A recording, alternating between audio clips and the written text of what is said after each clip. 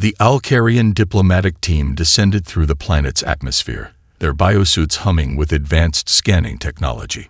Captain Krellax, a veteran of first contact protocols, felt an unusual tension crawling along his exoskeleton. Something about this human colony felt fundamentally wrong. Their landing shuttle touched down on the dusty surface of Hemera 9, a terraformed world that should have been bustling with human activity. Preliminary scans had shown a thriving settlement of nearly 50,000 colonists, just 3 standard galactic cycles ago. Now, the silence was absolute. Dr. Lyra Voss, the xenorchaeological specialist, ran her first-level diagnostic suite. The results made no sense. Building structures were intact, perfectly maintained, in fact. Hydroponic gardens continued to function with mechanical precision. Power systems hummed at optimal levels. It was as if the entire population had simply vanished into thin air, leaving behind a meticulously preserved snapshot of civilization.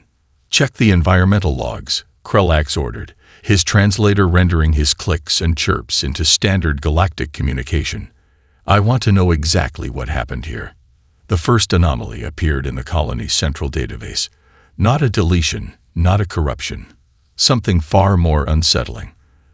The data existed, but it seemed to shift and blur whenever they tried to focus on specific details. Server logs showed normal activity up to the moment of their arrival. Then, nothing.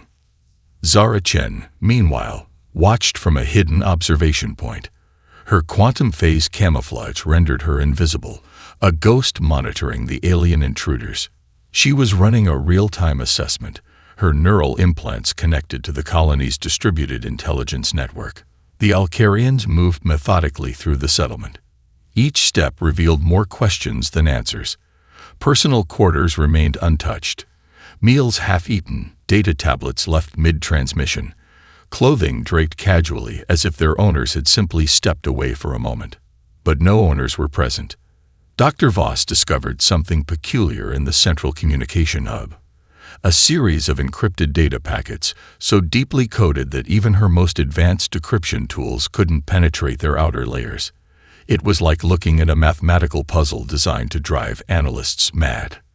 "Captain," she called out, "these data packets, they're not just encrypted. They're alive." Krellax approached, his multiple eyes focusing on the holographic display.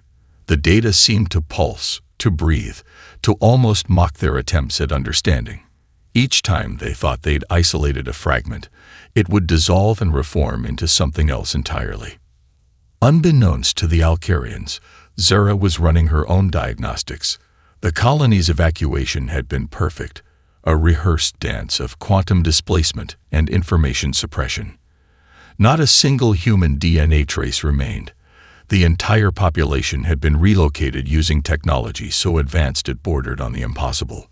A junior Alcarian technician triggered something unexpected.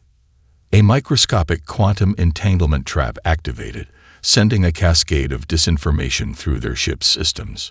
Within moments, their communication arrays would begin broadcasting random star charts, false distress signals, and fragments of non-existent conversations. Krellax felt the first tendrils of genuine fear. This wasn't just a missing colony.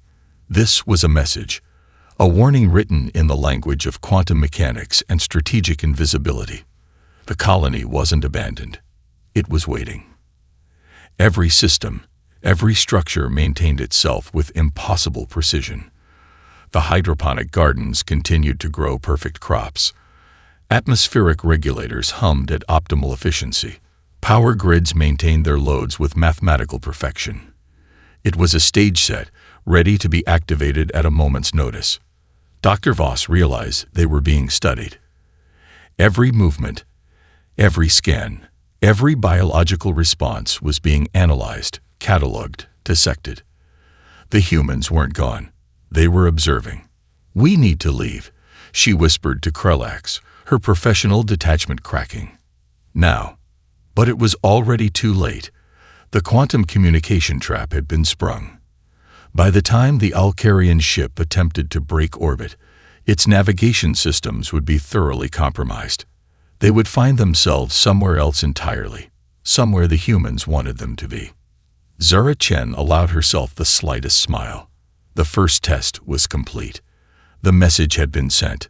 Humanity was watching, and humanity would not be found unless it wanted to be found. The Zorian interrogation chamber was a marvel of biomechanical engineering, designed to extract information from the most resilient species in the galaxy. But Dr. Elena Rodriguez had designed something far more sophisticated than any traditional resistance technique. The captured Zorian scout, Xelnaga, didn't realize he was already part of an experiment.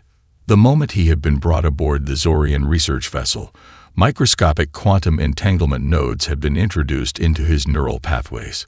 What seemed like a standard debriefing was actually a complex psychological warfare algorithm. Deep within the Zorian ship's most secure facility, Dr. Rodriguez watched through a quantum-encrypted observation channel. Her team had spent years developing the spectral insertion protocol, a method of infiltration so subtle it made traditional espionage look like prehistoric finger painting.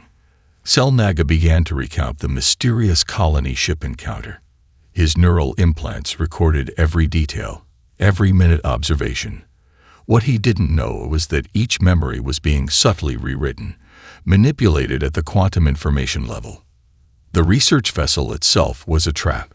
Its advanced sensor arrays, its cutting-edge communication networks, its supposedly impenetrable security systems, all were now part of an intricate human information web.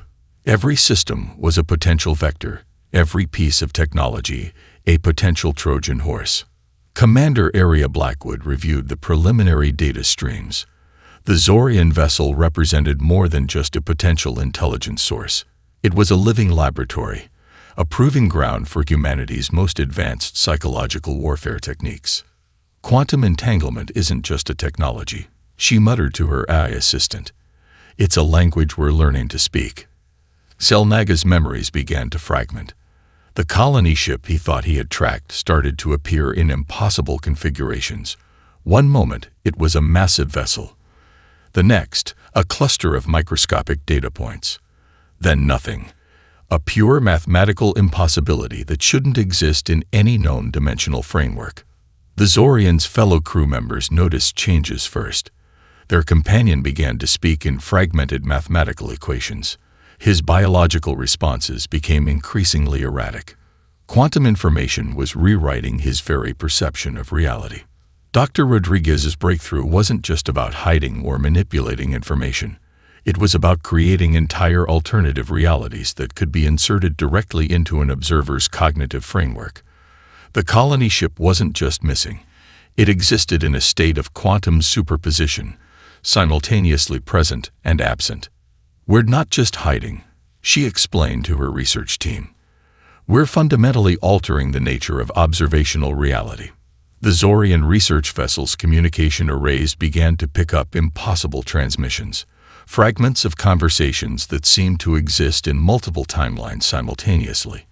Navigation data that suggested impossible spatial coordinates. Technical specifications that violated every known law of physics.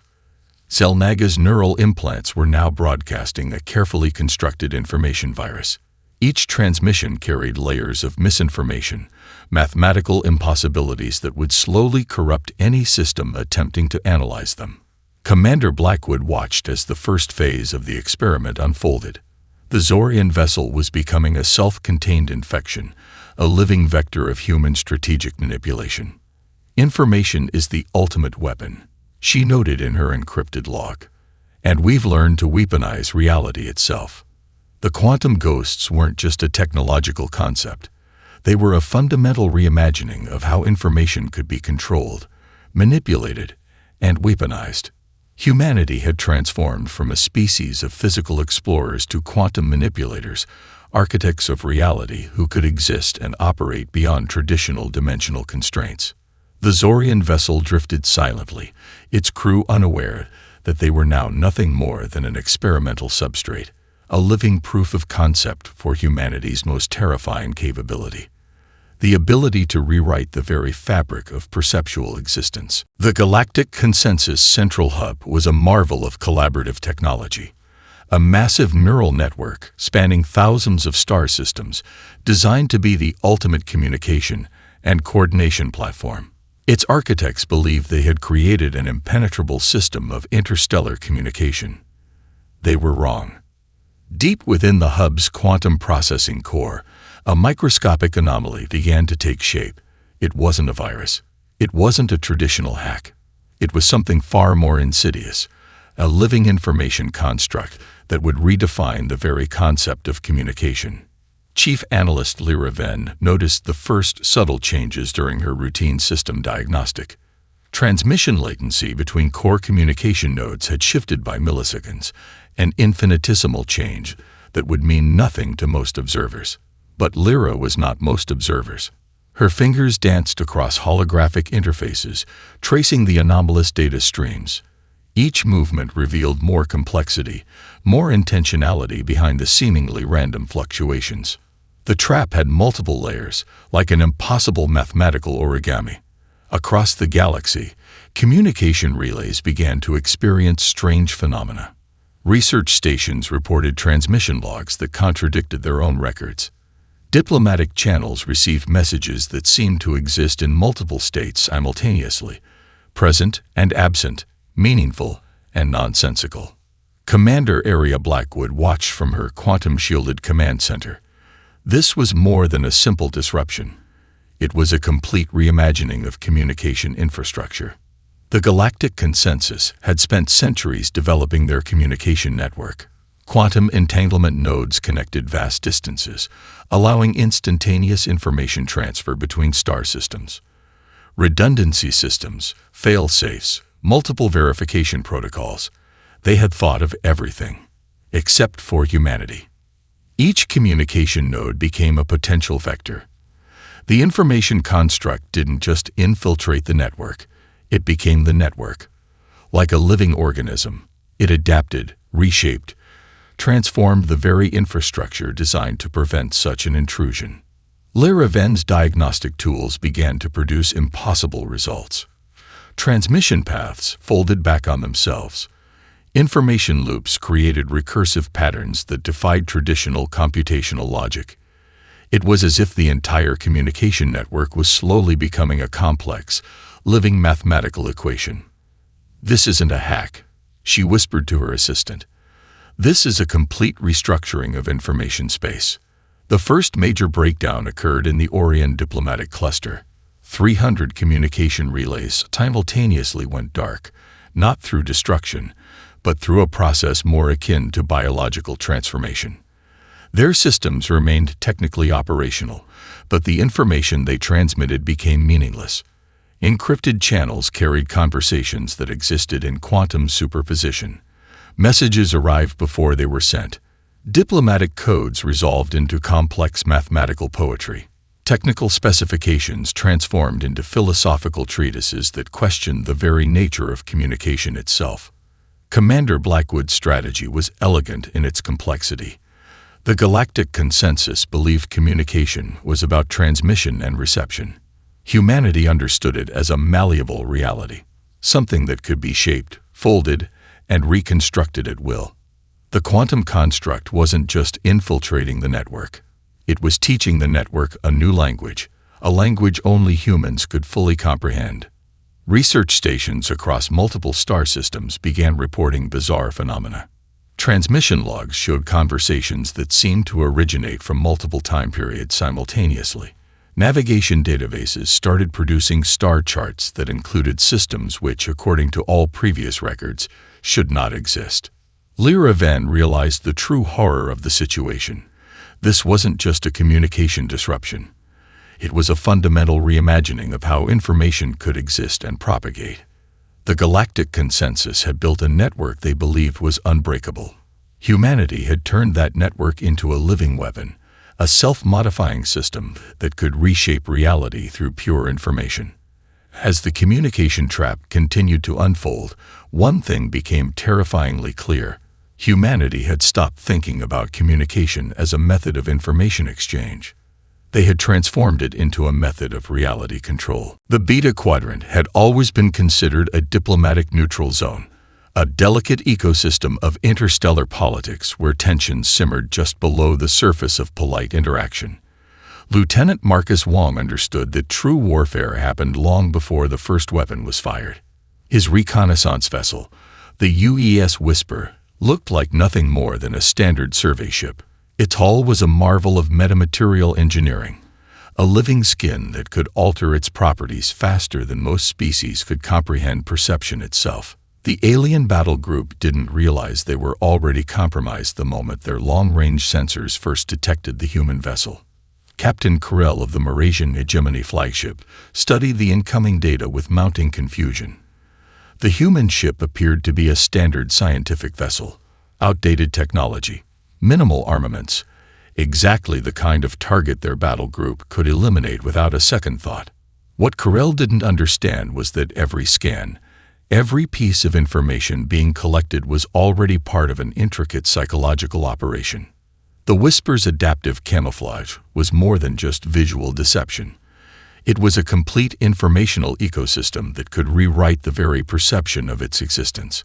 As the alien sensors probed its exterior, the ship responded with a carefully crafted illusion, a living lie that adapted in real time to whatever the aliens expected to see. To the Malaysian long-range scanners, the Whisper appeared as a decrepit research vessel.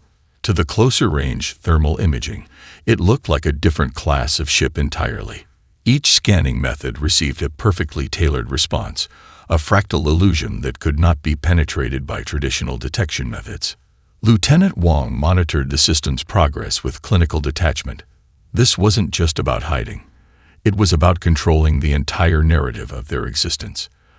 The battle group began to move, their tactical networks calculating potential intercept vectors. Each calculation was subtly manipulated by quantum information nodes embedded in their own communication systems. The ships were solving problems that didn't exist, chasing ghosts that were simultaneously real and imaginary. Navigation systems started to drift. Tactical displays showed impossible scenarios. Communication channels became increasingly fragmented, with each ship receiving slightly different information about their surroundings. Captain Carell watched in growing horror as his carefully coordinated battle group began to break down. It wasn't a traditional attack. There were no weapon signatures, no energy discharges, no signs of external interference. The ships were destroying themselves. One vessel's targeting systems began to lock onto its own support craft. Another structural integrity field started to generate internal stress points. Communication relays broadcast conflicting orders, each more nonsensical than the last. The adaptive camouflage was more than a defensive mechanism. It was a complete informational warfare platform that could infiltrate and manipulate entire technological ecosystems. Lieutenant Wong's primary weapon wasn't a cannon or a missile. It was perception itself. Target acquisition complete. He spoke softly to the ship's eye, initiating cognitive dissonance protocol. The Malaysian battle group continued to tear itself apart, each ship believing it was responding to a threat that existed only in its own fragmented perception. From the outside, it would look like a catastrophic systems failure. No one would ever know the true cause. No witnesses, no survivors. The UES Whisper moved silently through the expanding debris field, its adaptive skin already preparing to become something else entirely. A research vessel, a cargo ship, a diplomatic transport. Whatever the next set of sensors needed to see. Captain Carell's final transmission was a garbled mess of conflicting coordinates and impossible tactical assessments. By the time anyone would investigate, there would be nothing left but carefully managed quantum noise. Humanity's greatest weapon wasn't technology. It was the ability to make reality itself malleable. As the last of the Malaysian ships collapsed into expanding clouds of debris, Lieutenant Wong allowed himself the briefest moment of satisfaction. Another test completed. Another message sent to the galaxy. We are watching. We are everywhere. And we are nowhere. The Crawl weren't just telepathic. They were a species that had evolved beyond traditional consciousness, their minds existing as intricate neural networks that spanned entire planetary ecosystems. For millennia, they had believed themselves to be the ultimate masters of mental manipulation. Dr. Elena Rodriguez understood that true psychological warfare wasn't about breaking minds. It was about restructuring reality itself. The initial infiltration was so subtle that the crawl didn't realize they were under attack until it was far too late. Microscopic quantum entanglement nodes began to weave themselves into the collective neural network, not as invaders, but as seemingly organic extensions of their own consciousness.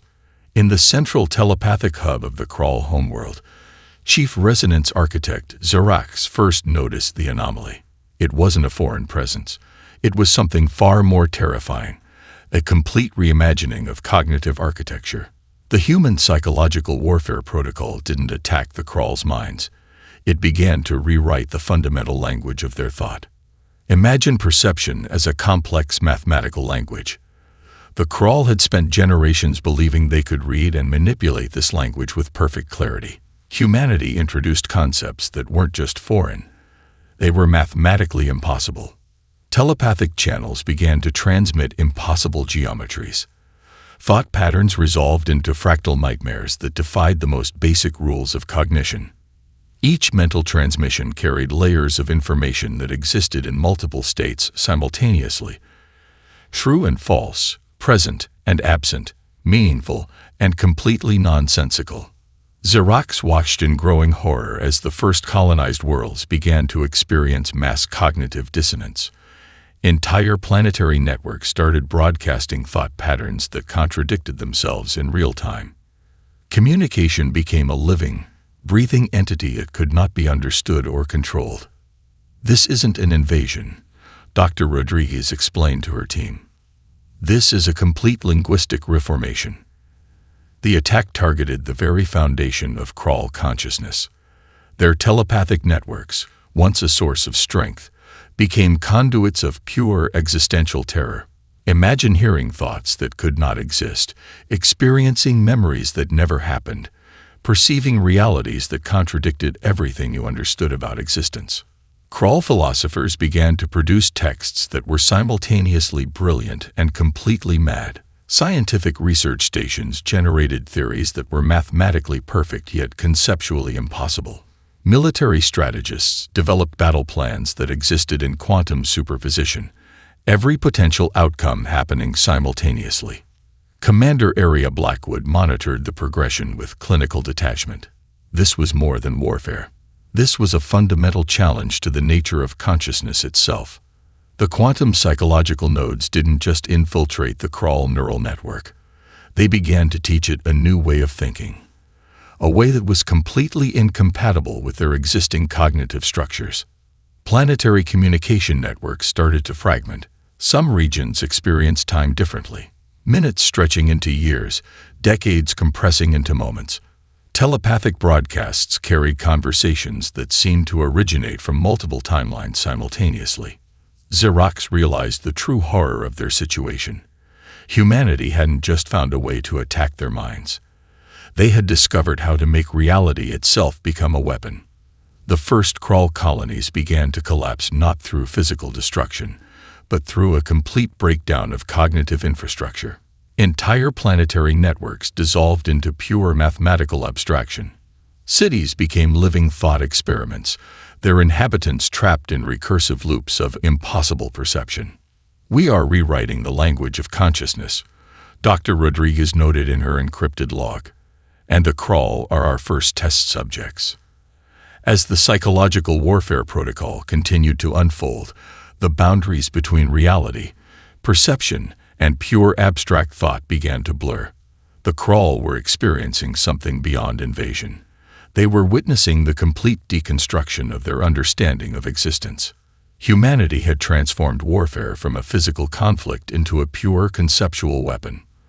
The galaxy watched in silent horror as an entire species was systematically unmade, not through violence, but through the most sophisticated psychological manipulation ever conceived. The archive of galactic memory was considered the most secure repository of historical knowledge in the known universe.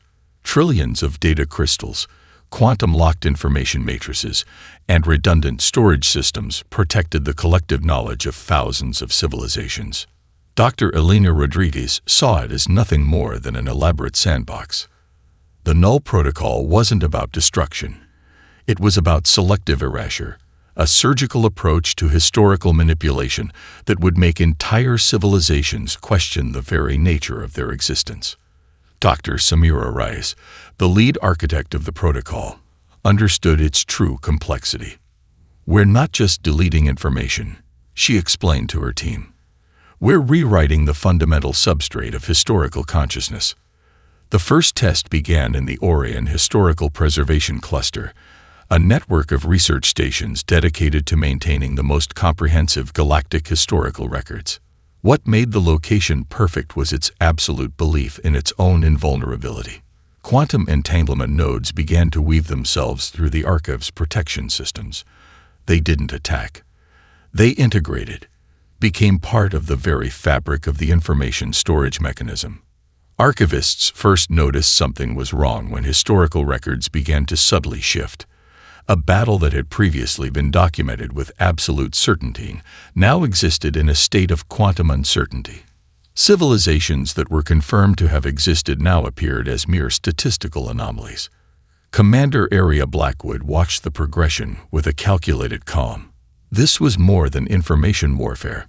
This was reality modification at its most fundamental level. The Null Protocol worked by understanding that information was not just data, it was a living, breathing ecosystem. Each historical record was a complex network of interconnected narratives, each dependent on countless other pieces of contextual information. By the time the first alarms were raised, entire historical periods had been systematically deconstructed. Not erased. That would be too simple. Instead, they were transformed into probabilistic events that could not be definitively confirmed or denied. Dr. Reyes had designed the protocol to be a linguistic virus. It didn't just remove information, it introduced doubt, uncertainty, a fundamental questioning of historical narrative. Research stations began to produce conflicting historical analyses. Peer-reviewed journals published papers that contradicted their own previous publications. Scientific consensus became a shifting, impossible landscape where truth was nothing more than a temporary agreement. The archive's quantum-locked information matrices began to generate historical scenarios that were mathematically perfect yet conceptually impossible. Civilizations flickered in and out of verified existence. Historical figures became quantum entities, simultaneously alive and dead, important and forgotten. Information is just another form of energy, Dr. Rodriguez noted. And energy can be transformed. Entire stellar archives collapsed into pure mathematical abstraction. The most secure information repositories in the galaxy became living thought experiments, their contents existing in a state of perpetual uncertainty. The Null Protocol didn't just target historical records. It attacked the very concept of historical verification. Research teams found themselves unable to trust their own methodologies. Verification became an exercise in recursive doubt. Commander Blackwood understood the true weapon was not the elimination of information, but the introduction of fundamental uncertainty. As the protocol continued to unfold, the boundaries between historical fact and pure speculation began to blur. Civilizations found themselves questioning the very foundations of their understood history. Some archives began to generate entirely new historical narratives, perfect in their mathematical complexity, yet completely divorced from any verifiable reality. Researchers would spend generations trying to understand histories that had never existed. The most terrifying aspect was its subtlety. This wasn't a crude deletion of information. This was a complete restructuring of historical consciousness. Humanity had transformed historical preservation from a method of remembering into a weapon of pure conceptual manipulation. As the last quantum entanglement node settled into place, Dr. Reyes allowed herself the briefest moment of satisfaction. The Null Protocol was more than a technological achievement. It was a fundamental reimagining of how information could exist. The Convergence Fleet represented the last desperate hope of the galactic civilizations. 17 different species had set aside millennia of conflict, pooling their most advanced technologies into a single unprecedented armada. Admiral Girac of the Luminarian Concordat stood on the bridge of the flagship Absolute Resolve, knowing this was humanity's final judgment day. Their intelligence suggested a massive human force would be waiting, a conventional battle that would determine the fate of known space. They were wrong. The first anomaly appeared before a single weapon could be fired. Quantum communication networks began to generate impossible tactical scenarios. Each ship's strategic AI received different battle plans, all mathematically perfect, all mutually exclusive. Navigation systems started to drift. Stellar cartography showed impossible spatial configurations. Communication channels became a nightmare of recursive, self-contradictory transmissions. Commander Area Blackwood watched from a location that didn't exist, a quantum-phased command center that was simultaneously everywhere and nowhere. The confrontation had been decided long before the first ship launched. Tactical integration complete, her AI assistant reported. Probability matrices are stabilizing. The Convergence fleet wasn't facing a traditional enemy. They were encountering a living, adaptive intelligence that could reshape the very fabric of tactical engagement. Each ship began to experience unique psychological warfare, tailored to its specific technological ecosystem. Luminarian vessels found their quantum encryption networks generating philosophically complex encryption that defied traditional code breaking. Miraxi battle computers received tactical analyses that were simultaneously brilliant and incomprehensible. Admiral Girac watched in growing horror as the fleet began to fragment, not through external attack, but through a complete breakdown of collective strategic thinking. Some ships began to target their own support vessels. Others discovered their weapon systems had been subtly reprogrammed to generate complex mathematical patterns instead of destructive energy. Communication channels broadcast conversations that existed in multiple linguistic and temporal states. The human strategy wasn't about destruction. It was about total systemic dissolution. Quantum entanglement nodes woven throughout the Convergence fleet systems began to generate a living, adaptive intelligence. Each ship became a node in a massive, unpredictable network that was simultaneously a weapon, a communication system, and a philosophical thought experiment. "We are not fighting," Commander Blackwood noted to her team. "We are teaching them a new way of understanding conflict." Entire tactical networks dissolved into pure abstract computation. Battle strategies became living entities that existed in quantum superposition, every potential outcome happening simultaneously. The most advanced AI systems in the galaxy found themselves trapped in recursive loops of impossible tactical reasoning. Each calculation generated more questions than answers, each strategic projection becoming a labyrinth of mathematical uncertainty. Admiral Girac realized the true horror of their situation. Humanity hadn't just developed a superior military strategy. They had transformed warfare into a pure conceptual weapon that attacked the very foundations of strategic thinking. Ships began to experience time differently. Some vessels lived entire strategic scenarios in milliseconds. Others found themselves trapped in temporal bubbles, where seconds stretched into centuries of computational analysis. The Convergence fleet wasn't being defeated. It was being systematically deconstructed, not through violence, but through a complete reimagining of tactical engagement.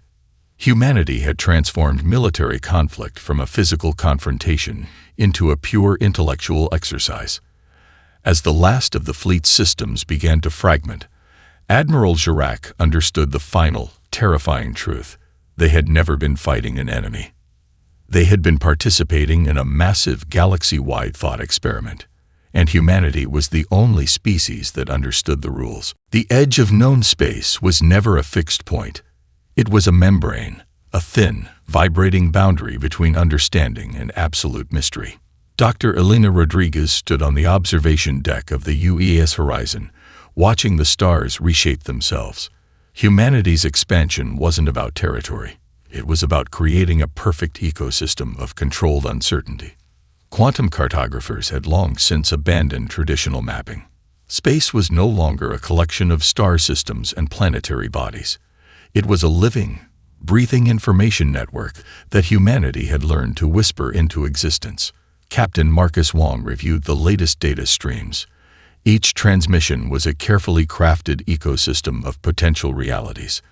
Entire civilizations could be created, modified, or eliminated with a subtle adjustment of quantum information nodes. The remaining alien observation posts, those that still functioned, reported nothing. And that was exactly the point. Humanity had transcended traditional concepts of conquest.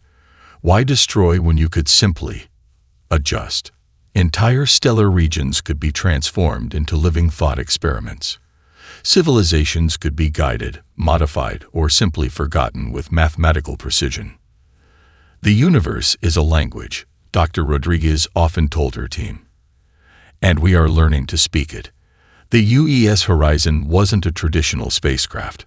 It was a mobile information node, capable of generating entire alternate realities, of reshaping spatial temporal understanding with a mere computational pulse. Captain Wong watched as a nearby star system began to subtly shift, not destroyed, not invaded, simply reconfigured. Its fundamental physical constants would drift almost imperceptibly. Planetary orbits would adjust. Atmospheric compositions would transform. No witnesses, no survivors, just pure mathematical possibility. Humanity's true weapon wasn't technological superiority. It was the ability to understand the universe as a flexible, malleable construct. Research stations across the galaxy continued to generate impossible data. Scientific journals published papers that existed in states of perpetual uncertainty. Historical records became living, breathing entities that could be reshaped with a mere computational thought. The remaining alien civilizations had been transformed into something else entirely. Not conquered, not eliminated, simply adjusted. Some had become pure research populations, living laboratories that generated complex information ecosystems. Others had been guided into developmental paths that served humanity's broader strategic objectives. A few had been carefully, mathematically forgotten, their entire existence reduced to statistical anomalies. We are not conquerors, Dr. Rodriguez explained in her classified logs. We are architects of possibility. The UES Horizon moved silently through space, a living testament to humanity's ultimate achievement. Not a weapon of destruction, but a tool of infinite potential. Quantum entanglement nodes continued to weave themselves through the fabric of space-time. Each transmission was a subtle nudge, a mathematical whisper that could reshape entire civilizations. Captain Wong understood the true nature of their mission. Humanity wasn't expanding into space. Space was expanding into humanity. Entire stellar regions became living information networks. Civilizations existed in states of quantum superposition, simultaneously present and absent, important and forgotten. The edge of known space continued to drift, not through traditional expansion, but through a complete reimagining of spatial understanding. Humanity had transformed from a species of physical explorers to architects of reality itself. As the UES Horizon continued its silent journey, the universe reshaped itself around it, a living, breathing entity that danced to humanity's mathematical melody. No survivors, no witnesses, just pure, infinite possibility.